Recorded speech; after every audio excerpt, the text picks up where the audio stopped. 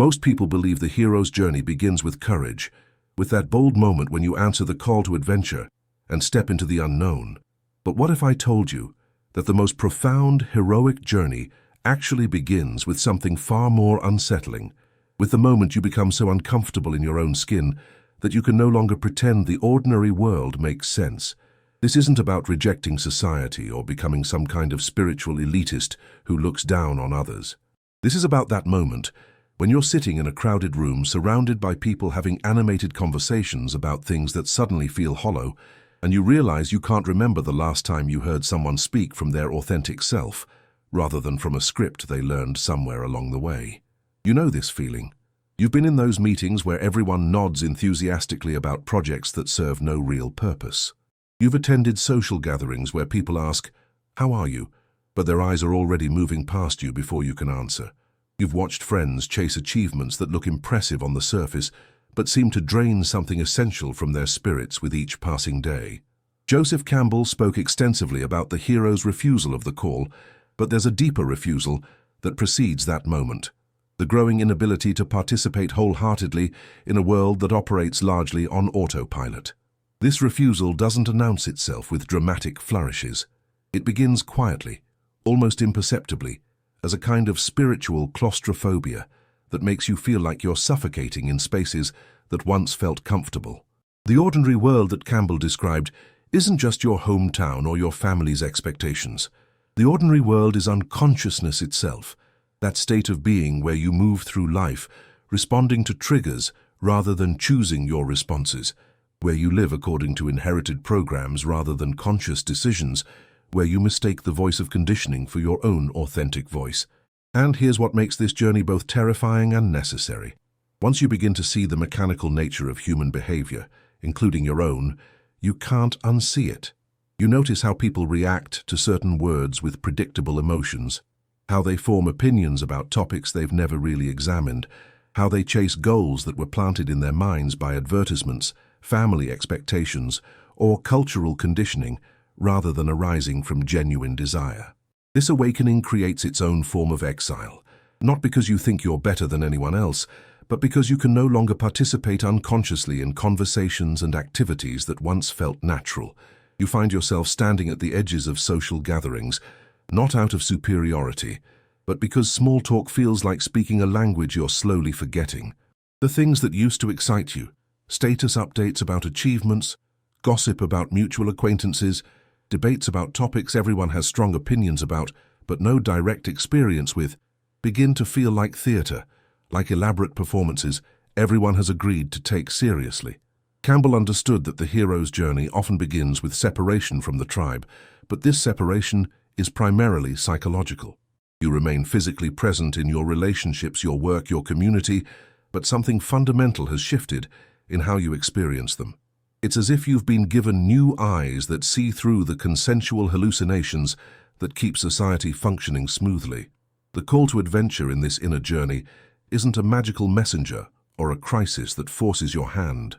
It's the growing discomfort with living mechanically, the increasing inability to pretend that surface-level interactions satisfy your hunger for genuine connection, the quiet recognition that most of your life has been lived on cruise control while something essential in you has been waiting patiently for you to wake up and take the wheel.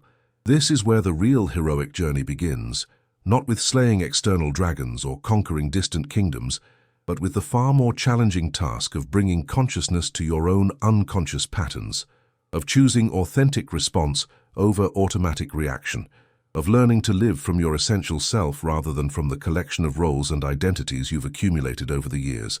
What Campbell called crossing the threshold takes on profound meaning when you realize that the threshold isn't a geographical boundary, but a shift in consciousness itself.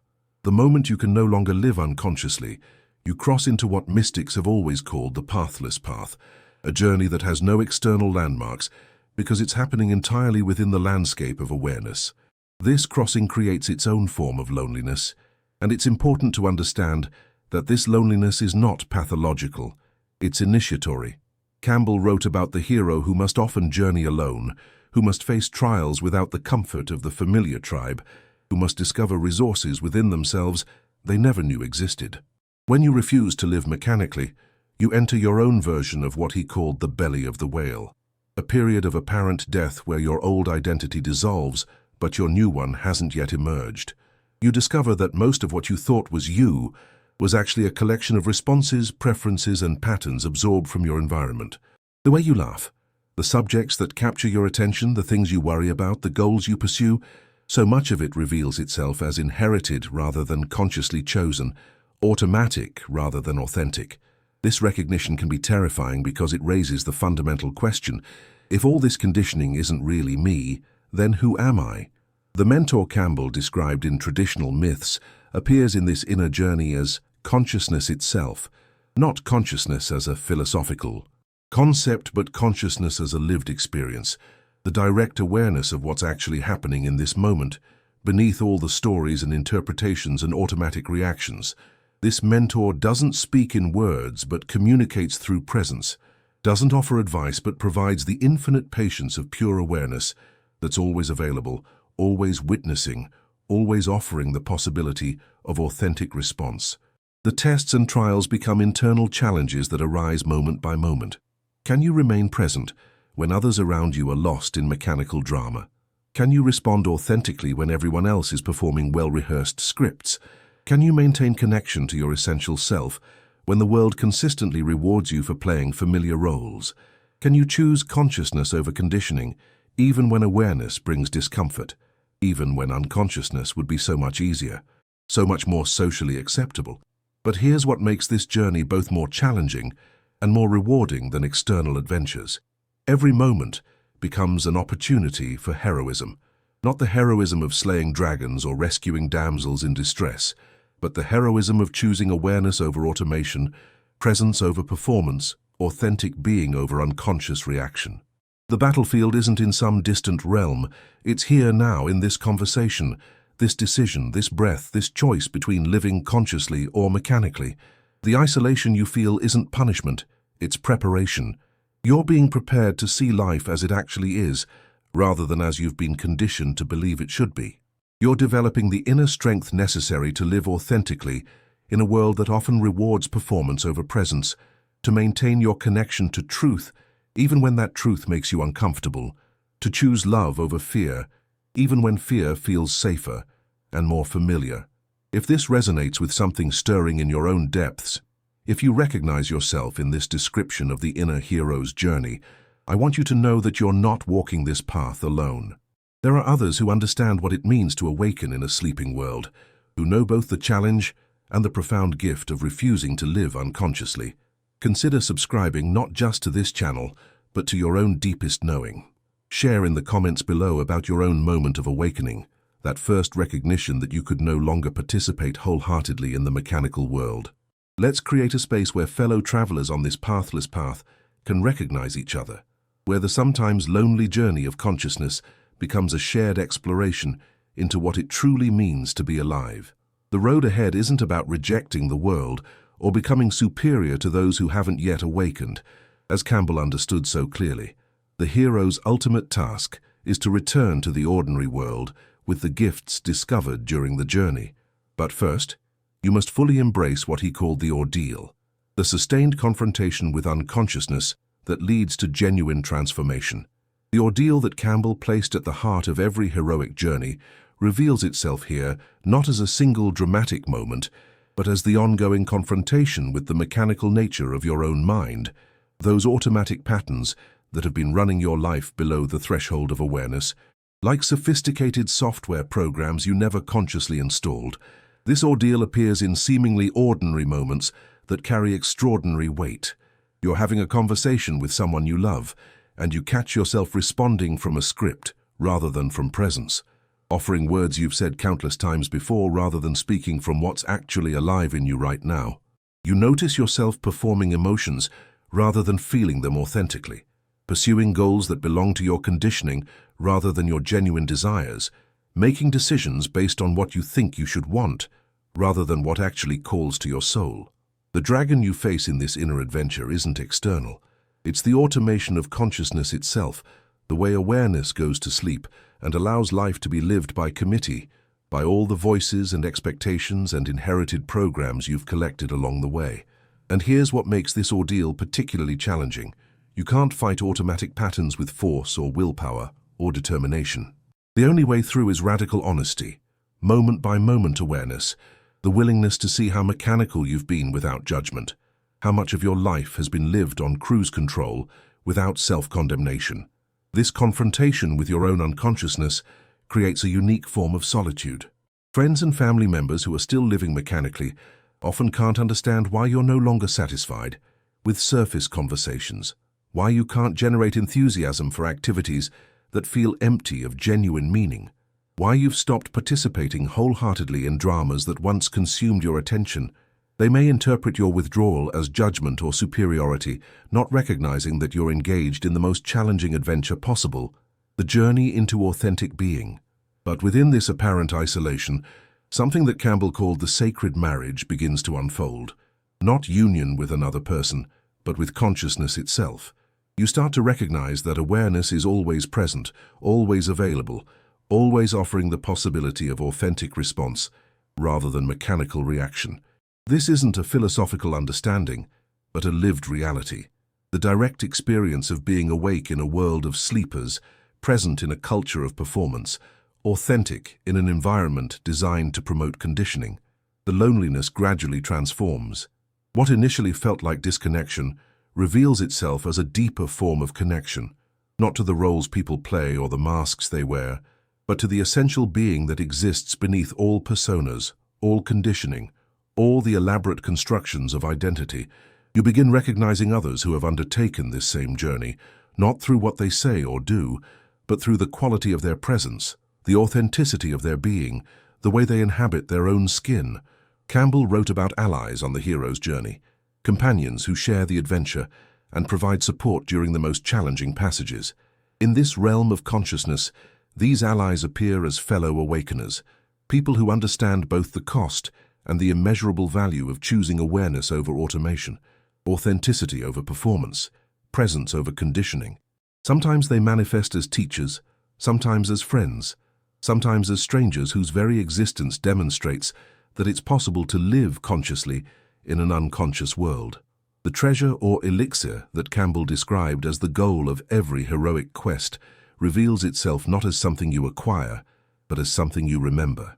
It was always here, always available, hidden beneath layers of conditioning, like a precious jewel buried under years of accumulated dust. It's the simplicity of being present, the freedom of responding authentically, the peace that comes from no longer trying to be someone else, the recognition that consciousness itself is the most valuable possession, and it has always belonged to you. The profound relief of this recognition, that you don't need to become someone different but simply need to stop pretending to be who you're not, brings with it a particular form of joy that has nothing to do with external circumstances and everything, to do with the return to your essential nature. If you're living this adventure, if you recognize your own journey in these words, please know that your willingness to choose consciousness over conditioning is a gift, not just to yourself, but to everyone who encounters your presence. Share your experiences below, those moments when you chose awareness over automation, presence over performance. Let's acknowledge each other as fellow travelers on this most essential of all journeys. This return to the truth of who we've always been beneath all the stories about who we thought we were supposed to become. Campbell's final stage, the return of the hero to the ordinary world, takes on extraordinary meaning when you realize that your adventure has been internal rather than external. You don't return from a distant kingdom because you never actually left this moment, this breath, this eternal now that is both the beginning and the destination of every authentic journey. The return is subtle but profound. You come back to the same conversations, the same relationships, the same daily responsibilities, but you inhabit them completely differently. You bring consciousness to situations that once triggered automatic responses, presence to interactions that once provoked mechanical reactions, authenticity to environments that had trained you to perform rather than simply be. This return isn't about preaching the insights you've gained or attempting to wake others who are still sleeping. Campbell understood that the hero's gifts must be offered carefully, with wisdom rather than force, with compassion rather than superiority. You discover that consciousness is contagious not through words, but through being, Not through explanations, but through the quality of your presence. People may not understand why conversations with you feel different now, why they leave your company feeling somehow more awake, more alive, more connected to something essential in themselves. The mastery Campbell described, the ability to live equally at home in both worlds, reveals itself as the capacity to maintain authentic being while participating in systems that often reward performance, to choose presence moment by moment, even when surrounded by people operating on autopilot, to respond consciously even when automatic reactions would be easier, more familiar, more socially expected. You discover that the mechanical world continues operating around you with its familiar patterns and predictable dramas, but you're no longer trapped within its logic. People still chase external validation, still compete for hollow prizes, still participate in the same stories that have been repeating with minor variations across generations. But now you see these patterns without judgment, recognizing them as expressions of unconsciousness rather than personal failings, understanding that everyone is doing their best given their current level of awareness. The compassion Campbell spoke of as the hero's ultimate gift emerges naturally from this recognition. When you see clearly how much of human suffering comes from unconscious living, from people believing thoughts that aren't true, chasing goals that don't fulfill them, participating in relationships based on projection rather than genuine seeing, criticism transforms into understanding, judgment dissolves into empathy. The freedom Campbell described as the hero's final reward manifests as the ability to choose your response in each moment rather than being controlled by conditioning, circumstances, or the unconscious expectations of others. This freedom doesn't mean you can control external events, but that you're no longer at their mercy. You respond rather than react, create rather than simply consume, participate in life rather than being lived by it. But perhaps the most profound discovery is that this journey never truly ends. Every moment offers a fresh choice between consciousness and conditioning, between authentic response and mechanical reaction. The hero's journey becomes not a single adventure completed long ago, but a way of living, a moment-by-moment commitment to awareness that must be renewed with each breath, each decision, each interaction. Campbell recognized that some heroes choose to remain in the special world rather than return with their gifts. In the realm of consciousness, this temptation appears as spiritual bypassing, using awareness as an escape from engagement rather than as a foundation for deeper participation in life.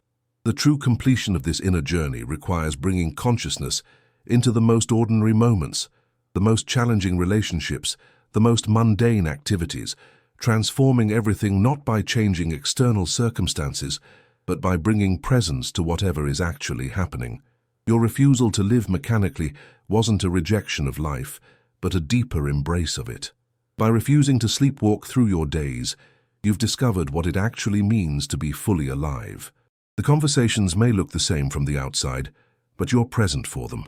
The work may appear unchanged, but you bring consciousness to it. The relationships may involve the same people, but you show up authentically rather than performing expected roles. This is what Campbell meant when he wrote about the freedom to live, not freedom from life's uncertainties and challenges, but freedom within them. The freedom to meet whatever arises with presence rather than panic, with wisdom rather than worry, with authentic response rather than automatic reaction. The freedom to be completely yourself, regardless of whether others understand or approve. To live from your essential nature rather than from the collection of identities you once mistook for your true self.